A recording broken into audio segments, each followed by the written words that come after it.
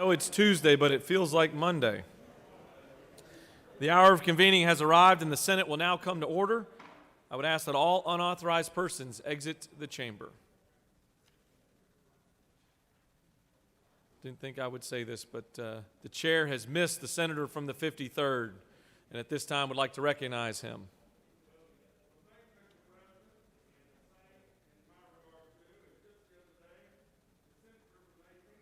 How handsome you were. Now, there is some debate about that, but I want to tell you that we're glad to serve here, and we appreciate your leadership. A moment in time, the Georgia Supreme Court met for the very first time in Talbot County, and that is the senator from over that way. I can't think of her number. But the journal's been read to found be correct, and we're glad to be here to serve the people of Georgia. Thank you for all the additional information in addition to the journal being read.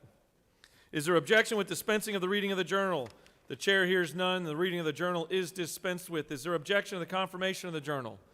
Chair hears none, and the journal is confirmed. All senators who have bills and resolutions, please bring them to the secretary's desk at this time. Mr. Secretary, first reading of bills and resolutions from the Senate, please. Senate Bill Number 10 by Senators Joan of the 10th and others, a bill to be entitled an act to amend Article 2 of Chapter 11 of Title 16 of the OCGA relating to offenses against public order so as to provide for an offense of promoting illegal drag racing and laying drags. Judiciary. Senate Bill 14 by Senators Anderson of the 43rd and others, a bill to be entitled an act to amend Article 7 of Chapter 8 of Title 34 of the Official Code of Georgia Annotated relating to employment security benefits so as to allow applicants for benefits to obtain Insurance and labor. Senate Bill 15 by Senators Anderson of the 43rd and others, a bill to be entitled an act to amend Code Section 20-2-142.1 of the Official Code of Georgia Annotated relating to coursework in the founding philosophy and principles of the United States of America so as to Education and youth. Senate Bill 16 by Senators Anderson of the 43rd and others, a bill to be entitled an act to amend Article 5 of Chapter 12 of Title 50 of the Official Code of Georgia Annotated relating to the Georgia Commission on Women so as to create the Georgia Commission on Government Black Women. oversight. Senate Bill 17 by Senators Jones of the 10th and others, a bill to be entitled an act to amend Chapter 2 of Title 20 of the Official Code of Georgia Annotated relating to elementary and secondary education so as to provide for a certification program. Education and youth. Senate Bill 18 by Senators Jones the 2nd of the 22nd and others, a bill to be entitled an act to amend Chapter 3 of Title 17 of the Official Code of Georgia Annotated relating to limitations on prosecution so as to revise the statute of limitations. Judiciary. Senate Bill 19 by Senators Butler of the 55th and others, a bill to be entitled an act to amend Chapter 7 of Title 31 of the Official Code of Georgia Annotated relating to regulation and construction of hospitals and other health care facilities so as to require hospitals. Health and Human Services. Senate Resolution 11 by Senators Ginn of the 47th and others, a resolution recognizing the Georgia Recyclers Association, the Georgia Recycling Coalition, and the Institute of Scrap. Rules. This completes the order, Mr. President.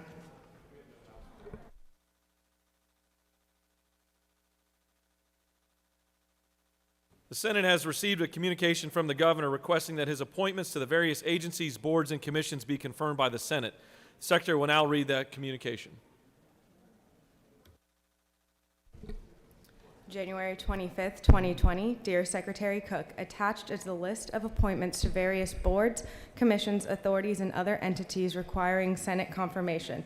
This list is submitted pursuant to Senate Rules 3-3.1 et sec. If we provide you with any additional information to assist your office in the confirmation process, please let us know. Thank you for your assistance. Sincerely, Brian P. Kemp. Pursuant to Senate Rule 3-3.1, the appointments are now referred to the Committee on Assignments.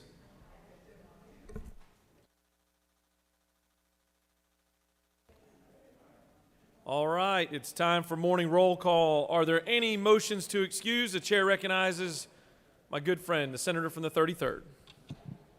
Thank you, Mr. President. Good morning. Good morning. I ask that you excuse, unanimous consent, the senator from the 35th, 32nd, 38th, and 37th for business outside the Capitol. Without objection, the senators from the 35th, 32nd, 38th, and 37th are excused. Chair recognizes the Majority Whip. Mr. President, I ask for unanimous consent to excuse the gentleman from the 8th. Without objection, the senator from the 8th is excused. Chair recognizes the senator from the 14th. Good morning, Mr. President. I ask unanimous consent to excuse the senator from the 16th for business outside the Capitol. Without objection, the senator from the 16th is excused. The chair recognizes the senator from the 43rd. Thank you, Mr. President. I ask for unanimous consent to excuse the senator from the 26th.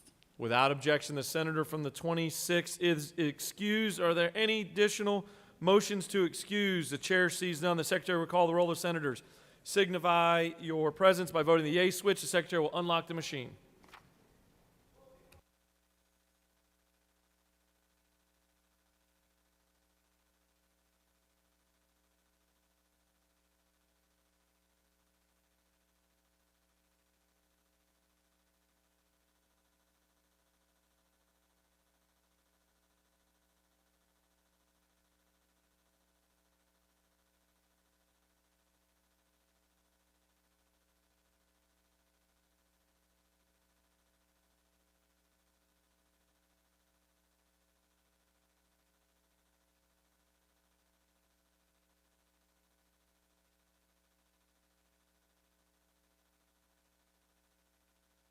Mr. Secretary, please close the machine.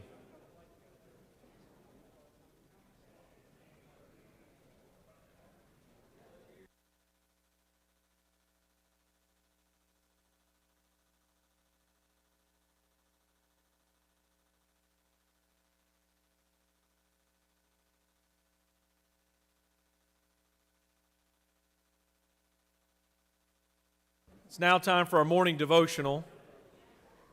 It is now time for our morning devotional. I'd ask that all senators please take your seats and cease all audible conversations.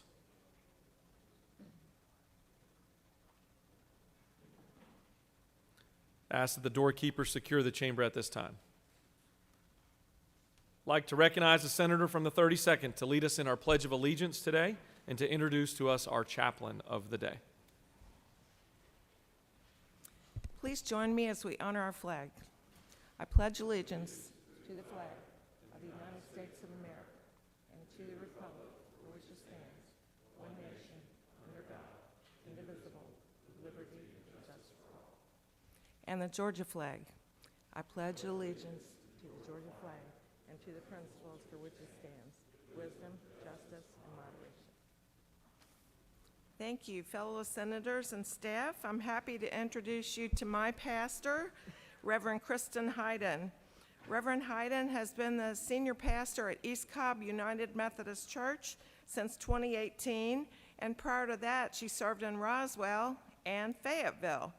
She graduated from the University of Georgia with a BA in History and Spanish, and then earned her Master of Divinity from Duke University Divinity School. Kristen has two children, Ruthie Jean, age 8, and Harrison, age 5, and she's done a great job with keeping our church engaged during the pandemic and pursuing our mission of community service. I'm looking forward to hearing her words of wisdom today. Thank you, Senator Kay. It is a joy and an honor to be with all of you this morning.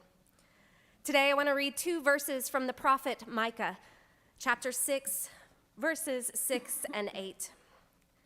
With what should I approach the Lord and bow down before God on high? He has told you, human one, what is good and what the Lord requires from you: to do justice, to love mercy, and to walk humbly with your God. Now, I have always loved these verses. I'm one of those people that likes to make to-do lists and check them off as I go. I've also been guilty a time or two of adding something to my to-do list that I've already done just so I can have the satisfaction of checking it off. I trust I'm not alone in that. I'm in a room of movers and shakers. And I assume that maybe some of you have done the same. And so this passage from Micah, it feeds that desire to have a to-do list and then get it completed.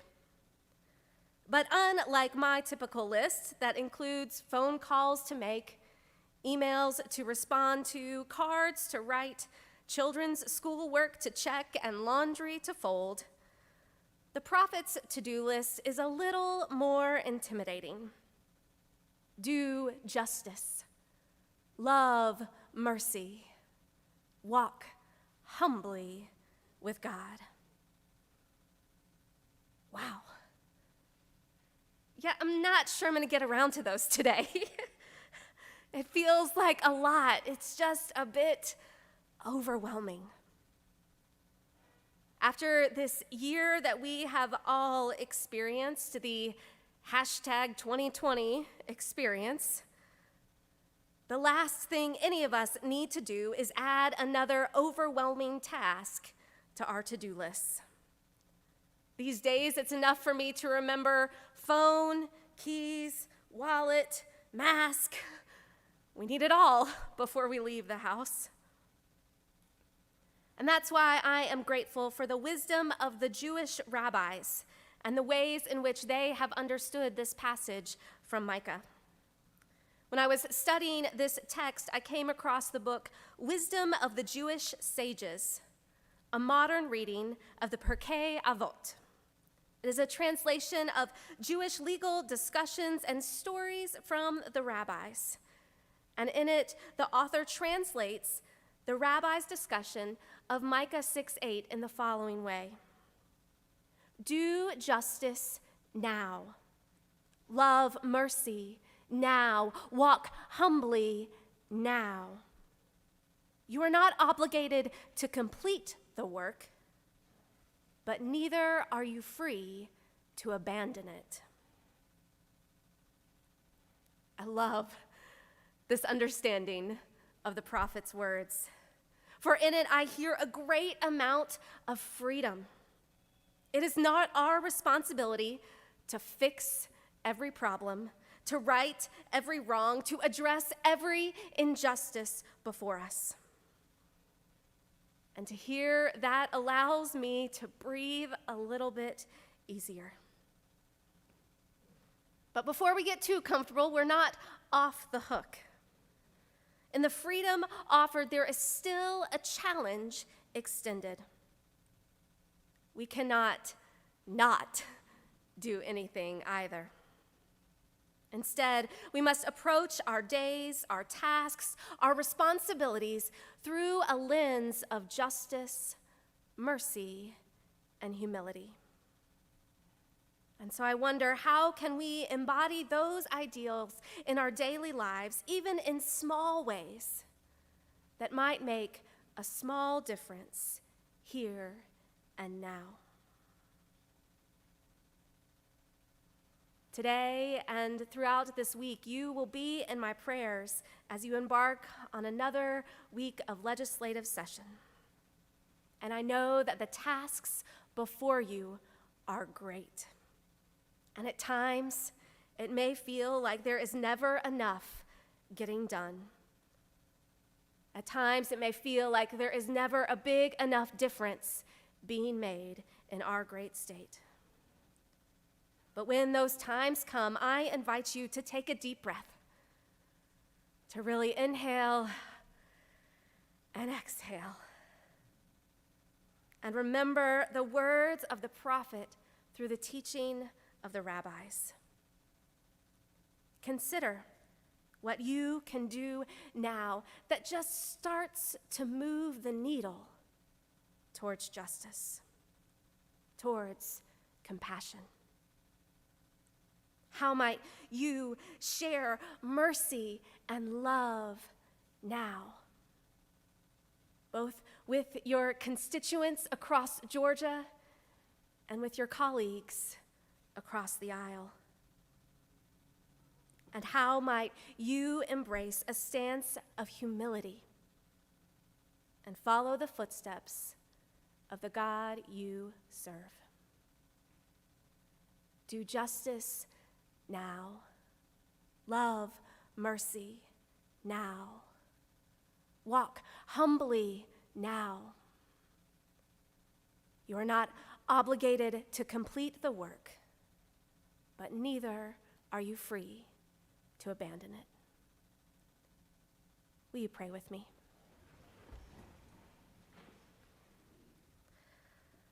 O holy God, I give thanks for all those who are gathered in this chamber today,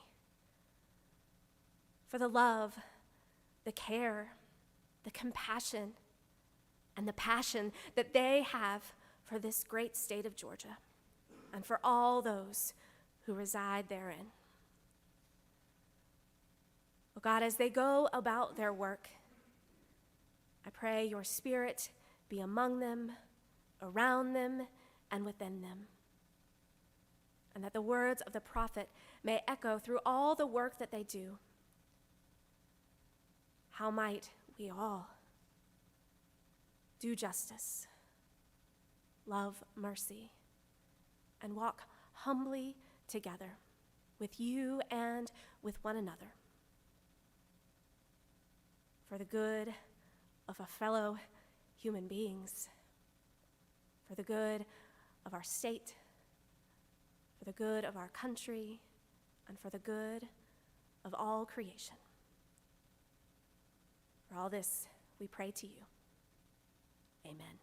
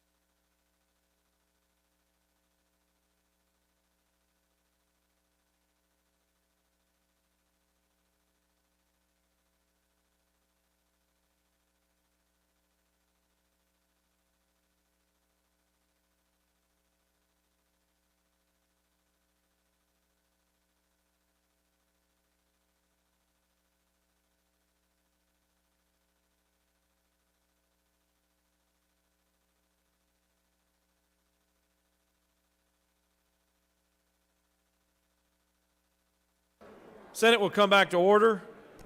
Are there any unanimous consents? The chair sees none. Does any senator wish to rise on a point of personal privilege?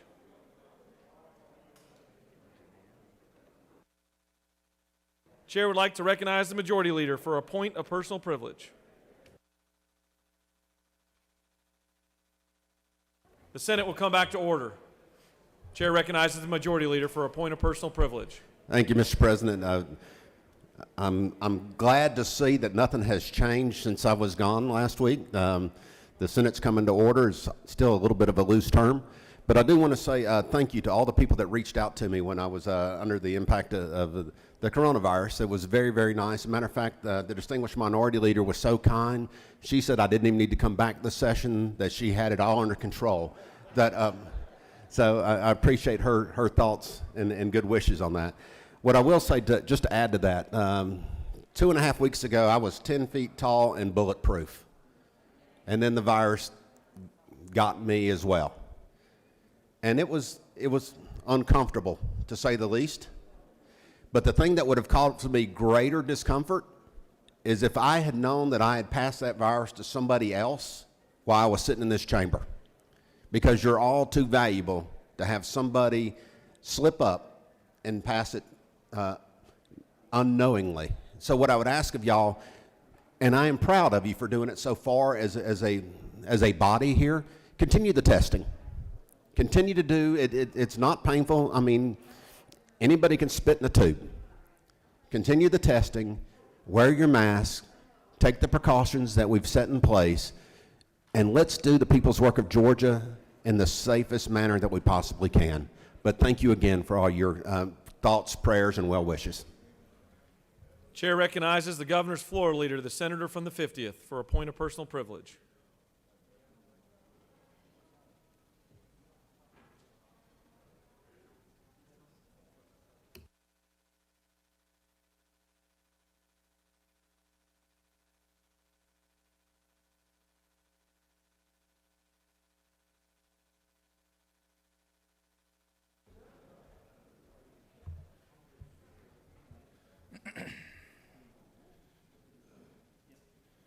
Good morning.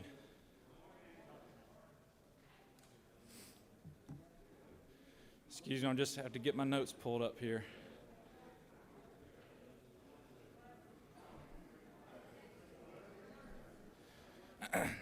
I rise today to provide some context and clarity to some talking points and news stories that are being passed around amongst some of our colleagues and our friends out in the hallway. The top story in today's Atlanta Journal-Constitution reads, "No boost in budget for pandemic." But you have to read 11 pages in and turn to page 8 before the story notes that more than $1 billion has been spent by our state government alone to respond to the pandemic. That's more than 4 times our annual public health spending. So how can it be? How can the headline read that there's no boost in budget while we have quadrupled spending? I don't think Common Core math could add that properly. As recently as last week, Governor Kemp in a press conference said very clearly that we will use every resource, our time, our people, and our funding in our response efforts. And when members of this General Assembly asked our respected public health leader, Dr. Toomey, why she didn't request more state funding, she clearly answered that our federal partners have continued to provide the assistance that we need, and there's likely to be even more provided under this new administration. So I urge my colleagues today, as we work together to pass budgets that address the priorities we all have for our state, let's get past these headlines that may sell papers, but do not help Georgians understand the full extent that we have gone through to protect both the lives and the livelihoods of all Georgians. Thank you. I yield the will. Thank you, Senator. The chair recognizes the senator from the 14th for a point of personal privilege.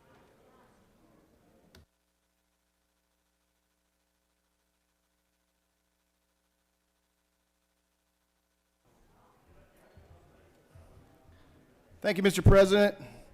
Just like many of you, we have lost dear friends, loved ones, and neighbors to COVID. We're told in Ezekiel 22:30 that we're to stand in the gap and to pray for others. And as believers, it's not a choice, it's a privilege. I rise today because I've had the privilege over the last 7 years to work with hundreds of pastors up in my district. We lost Doug Harris, who is a staple in our community just in the last few days.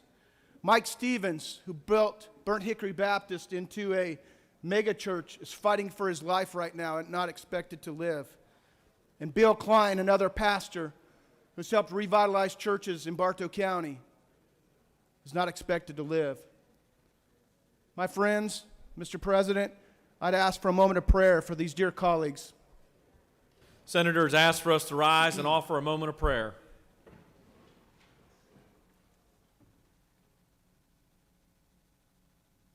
Thank you.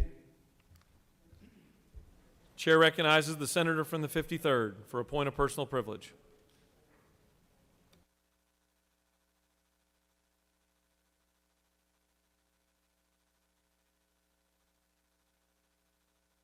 Thank you, Mr. President. I just want to talk about the Rules Committee meeting. I'm honored to be your chair of that again, and want to thank the Committee on Assignments, Lieutenant Governor, for that. But the Committee on Rules meets when we have bills. And until the normal regular standing committees meet, we won't have bills. However, we were normally, and we can't meet until the 6th day. 6th day is tomorrow, but we have the President Pro Tem luncheon, so we'll be moving our first meeting to adopt the rules of the Senate Rules Committee to Thursday. So I just want to let you know I've had a lot of questions on that. I look forward to that, and remember, the Senate operates a little different from the House. We're a little more independent. The President of the Senate gives us the guidelines to make sure that we choose right bills for the floor of the Senate. And I think everybody should have access to the floor of the Senate, provided that it's a good bill. So we're going to have a great session this year. We're going to put some good legislation on the floor that represents the people of Georgia. If I can be of service to you, please come by my office at any time. Thank you. Thank you, Mr. President. Chair recognizes the senator from the 4th for a point of personal privilege.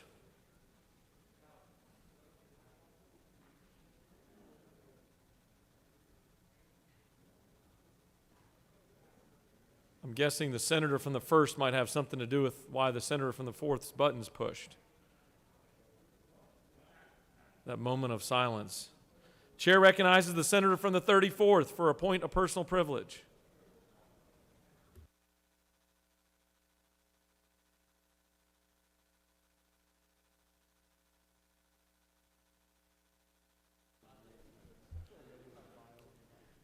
Good morning, good morning, good morning. It is such a joy to be in this chamber yet once again. I don't know about you, but this morning, a storm awakened me. And as I laid there listening to the beating rain and all of the lightning, it was lightning, you guys. It was a real storm. I thought about the storm that we've been in for the past year. This pandemic is a storm to a lot of people, and it's not passing through as quickly as the one last night. Part of the storm that we are seeing right now is with health care or the access to health care.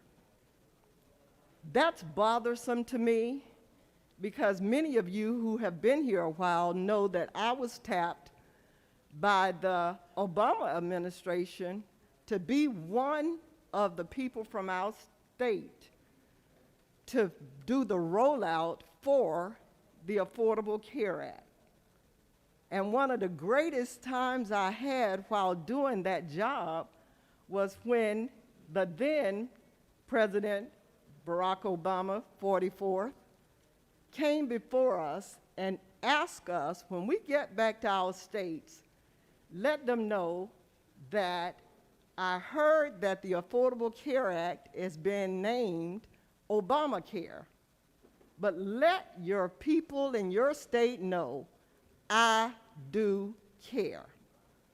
What an upstanding leader in the 44th president, trying to make sure that even the least of these has access to affordable care. That was powerful for me. That was an honor for me. And I was just so proud that we now had access to care. However, coming back to this great state of Georgia that I was born and raised in, we did not accept that Affordable Care Act monies. Had we, I don't think we would all be having the same pandemic issues that we are having in a lot of our districts. Access to care.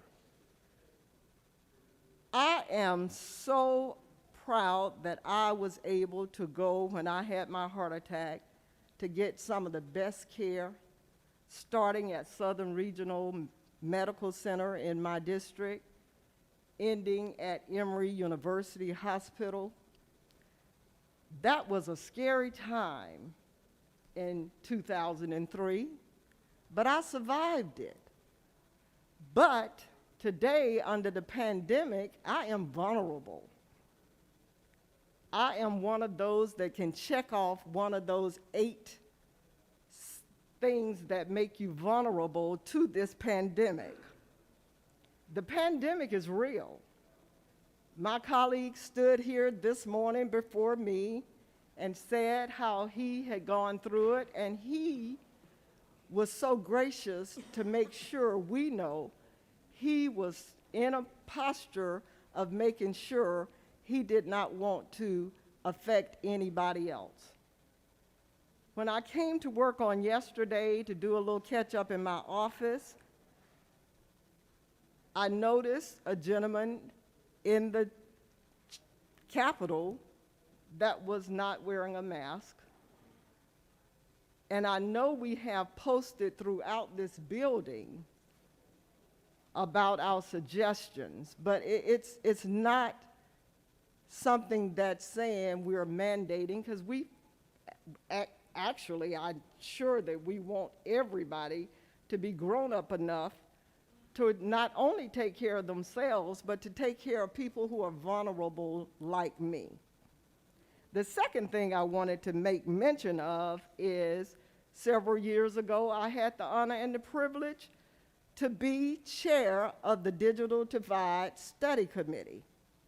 At that time, the digital divide was more about seniors and having access to digitality. We were all in a digital world, but the seniors were not embracing it for various reasons. And I see my light has already jumped, so I'll come back tomorrow and finish up. But I will close with this, that we must take this pandemic serious and take health care serious. Thank you, Mr. Chairman. I'll yield the will. Chair recognizes the senator from the 36th for a point of personal privilege.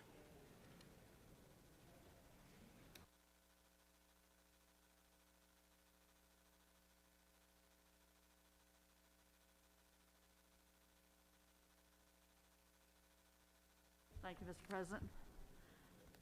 Colleagues, I am pleased to bring to you today Dr. Anurag Sahu, who is our doctor of the day. Now, he's not with us in the chamber. He is in the medical aid station for obvious reasons in terms of not exposing ourselves to each other unless we can possibly not avoid it.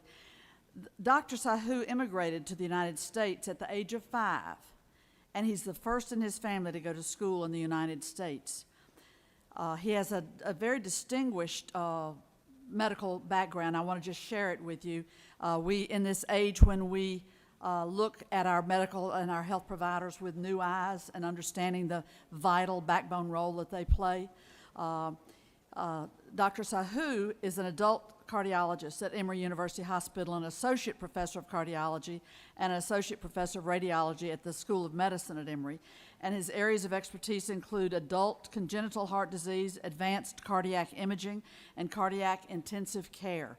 He developed the cardiac intensive care service line at Emory University, and he leads the high-risk cardiac pregnancy program and is the director of the cardiac MRICT fellowship program and serves on the faculty for the adult congenital heart program at Emory.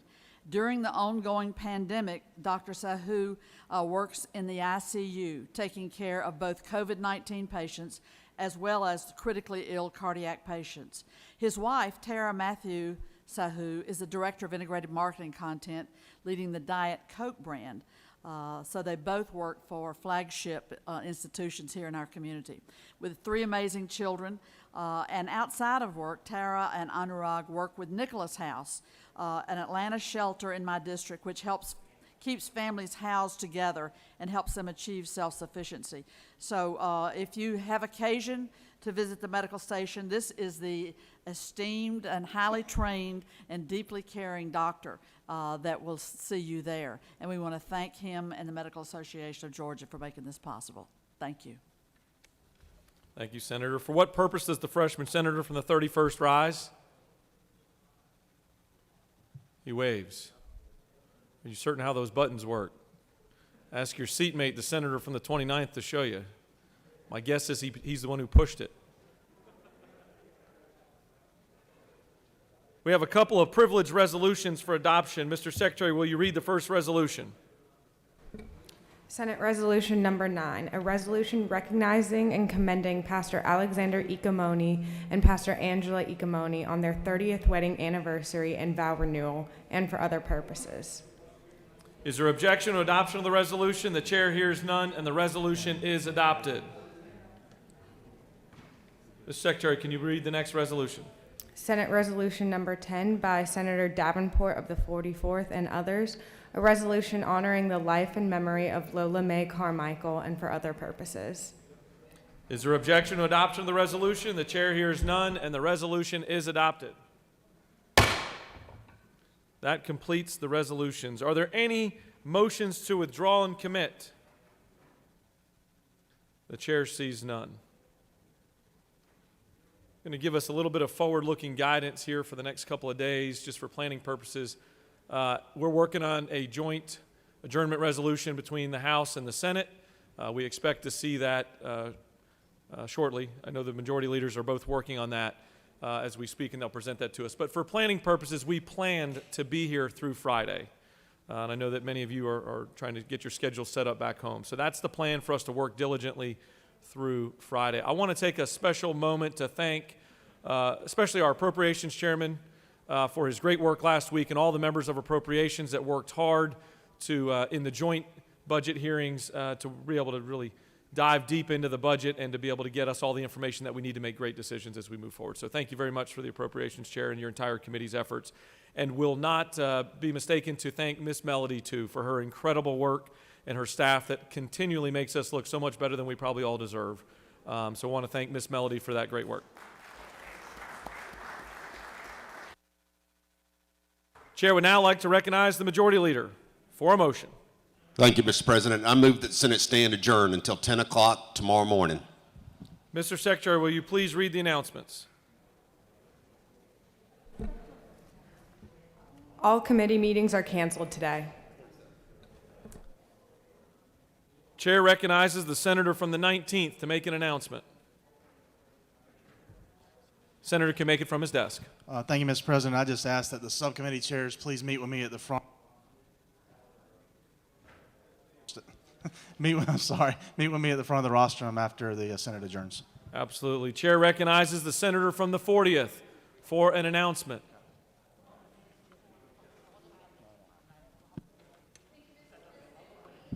Women's Legislative Caucus will meet today at noon. You can stop by room 216 and pick up a box lunch anytime between 11:30 and 12:10. Then you will disperse to your offices, and we'll have our presentation on women, unemployment, and the pandemic through Zoom. Thank you. Are there any additional announcements? The chair sees none. The majority leader has moved that the Senate stand adjourned until Wednesday, January 27th, 2021. Typo. At 10 a.m. All those in favor of the motion will signify by saying aye. Opposed, no. The ayes clearly have it, and the Senate will stand adjourned.